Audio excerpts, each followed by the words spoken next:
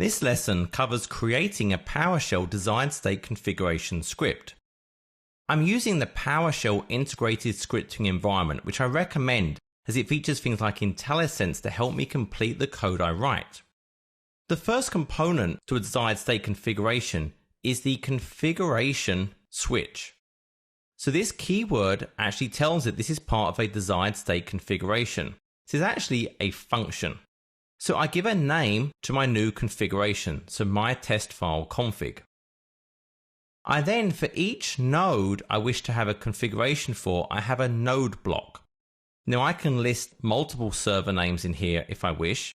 I can use localhost. There's even ways to use all hosts. But I can have multiple blocks for the different servers. Once I have a node block created, I then put in resource blocks.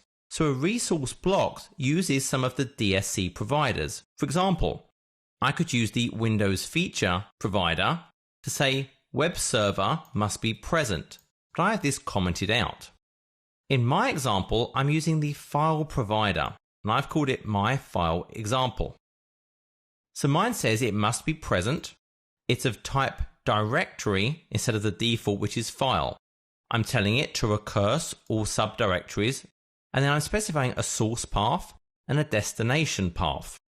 So what this rule is saying is that everything in this source location should be present in the target location, and the source could be a file share, a UNC path, etc. I'm also saying write a log file. Now this will vary depending on what you want. I can use all the different types of resource available to me, all those different providers. But you would build up these configurations for the different servers you have in your environment. Once you have that and you have your configuration, you would run this. So for example, I would take this block of code I have right here and I would say run just that block.